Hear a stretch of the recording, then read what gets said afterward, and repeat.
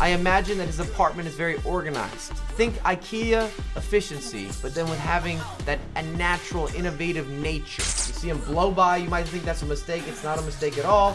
Having not only the appetizer, but also the main dish and the dessert all in one.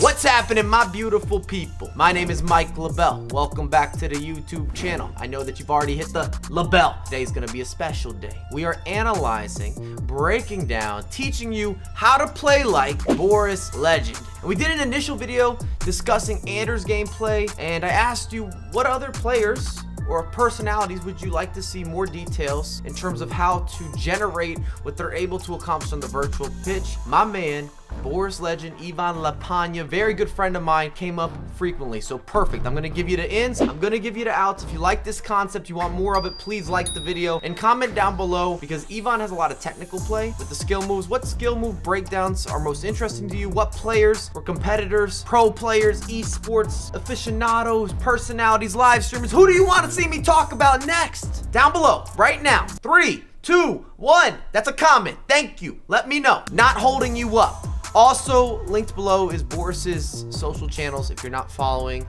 this man already. BorisLegend, characteristics. Defensively, structured. This is not someone who is going to be YOLO on the defensive end. There's always going to be planned programming. Very adjustable.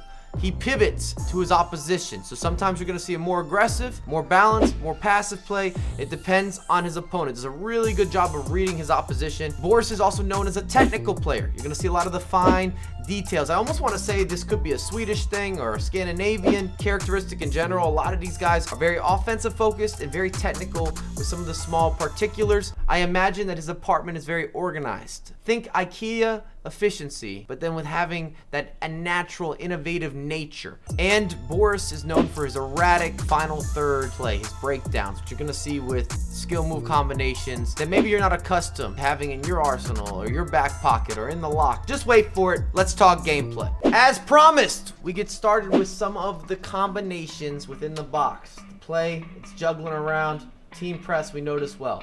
But did you see that first turn? That is complicated with Neymar. That's a cancellation. We're not done. Ah!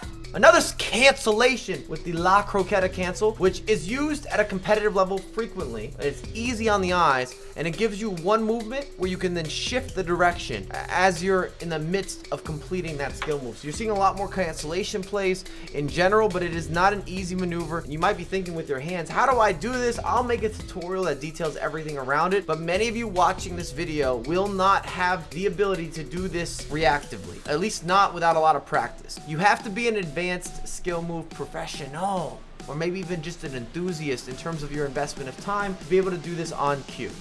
So we see that with Neymar again, La Croqueta cancel again, and then into the drag back, and it's a beautiful goal. You should watch that entire segment back. I didn't even need the breakdowns, but it's a good example of what separates Boris and his gameplay from other professional players, other content creators, is having some of this creativity and just maneuverability within the box or on the edge of the box. It's not easy to do, and it's easy on the eyes, and it makes you say, I want to accomplish that. Let's talk about the defense. Opposition switches the pitch, and there's a big moment here that I really want to showcase. So he forces Lozano to go back right here. So watch in this sequence here. I believe this is Sissoko. It might be Mendy. Either way, watch what he does with Mendy here. He's going to overplay on purpose.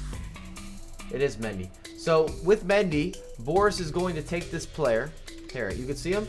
He's overplaying the line. He's basically not allowing Marquinhos to make this turn unless you want to get punished. Therefore, it forces you into all these bodies. Everything is taken away on the virtual pitch. You're not going to get a free outlet down the line. That through ball is not going to be open for you. But in order for this to all be possible, he has to be aggressive in this moment and also overplay the lines. It's a smart move, and it's a good way of showcasing his adjustability and understanding the defensive end of everything that's happening. So even though this might seem aggressive, it's very smart, it's intellectually there, high IQ, and it is defensively structured. It is not random. That's what I really want to stress. You see him blow by, you might think that's a mistake. It's not a mistake at all. Mendy makes the track back, it starts the attack. You're putting your opponent under pressure, and then this turns into a goal. Sissoko, Neymar, the early fake shot opens up the body.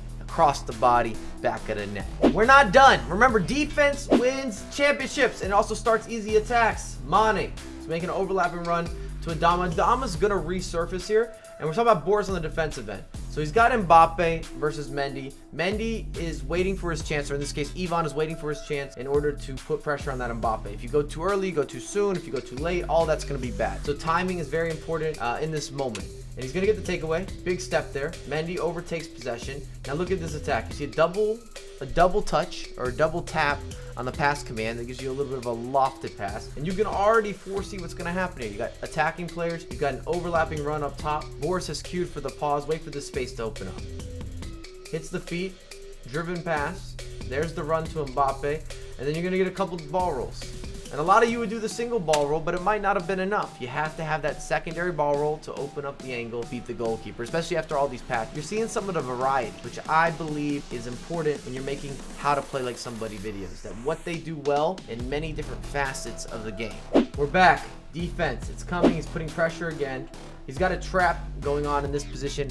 I will say this is risky in many ways, because if Adama goes in the air, there would be space to work with, but at the same time you have defensive coverage. It's not going to be a clear-cut breakaway, or you're allowing your opponent into tons of free roaming space. You will have a chance to get a tackle in, or at least make one final challenge, something along those lines. So we see the trap. He plays on the ground though with Adama, which Boris has covered, no problem. So basically you had two coverages here. With Adama, if he tried to resurface, we had Mbappe. If he goes for this pass on the ground, Boris has this covered. He'd have to go in the air, which is fine, but that floating pass makes it where Boris defensively would at least get another opportunity to get stuck in. That's the point that I'm making. Interception, it's made. Tavernier, a couple step overs, and that's just to buy time for the run. Makes it look so simple. Counter-attacking perfection. We're gonna have R9 step into space to pass across, but it's all about the defense. And then after having the overtaking of possession, you aligned your timing with those step overs. They were just to make sure that you could trigger the run offensively and find the runner with a through ball. There's your pass across. Never gonna miss from there. Piece of cake. We're not done, and I stressed the importance of details. As you see, Adama, Sissoko is going to resurface, replenish, start the attack, that double tap. Right here, you're going to have Neymar to R9, and he's going to whip this in with a driven pass, which just means that it's going to get there quicker. But when the ball gets to R9, you're also going to have a fake shot. A lot of you wouldn't have this instantaneous fake shot in your game, which takes a chance that maybe would be, let's say, 60% and puts it into a 90% conversion rate. And this is what professional players do better than many of the normal or intermediate level competitors or weekend league players, rivals players, whatever they may be. It's all about small margins, and those small margins are often created with your defensive micromanaging and then your offensive innovativeness. What types of little turns or nuances that give you a competitive advantage. R9, right when he receives it, first time fake shot, buries it, back of the net. Build up, build up, build up. And look at the quick passing, the tiki-taka. Adama lays it off. Son with the recycle. I really like this moment here. It's not because he beats him with the scoop turn, but check out this last piece of action. And this is where I keep talking about the details and being able to match your outfit. Having not only the appetizer, but also the main dish and the dessert all in one. Ronaldo, here's the cancellation. That is a canceled fake shot. The player slides. He's gone out of the picture, and then R9's gonna finish it up. Little side touch. Beautiful. That's beautiful. You've seen the examples. If you have questions, by all means, use the comments. What player should I talk about next? Are there certain skill combinations in particular with Boris's gameplay that we need to put out videos really detailing? I wanted to give some love to some of the guys that are in the FIFA community. So many of you ask, well, how do you do this? How are you able to incorporate that? And I felt, as someone who's always been such a passionate esports competitor, breakdown specialist, you see me talking all the time about FIFA, why not take it into more detail on my channel, really going into a deeper dive where we're looking at some of the best players within the community, or some of the players at least that are talked about with their gameplay and how they've been able to incorporate so many different new facets to the game. They tell a story, the creative narrative, so to speak, in terms of your FIFA performance. But I have a lot more content coming out ASAP. I appreciate you. I only wish you and yours health, wealth, and prosperity.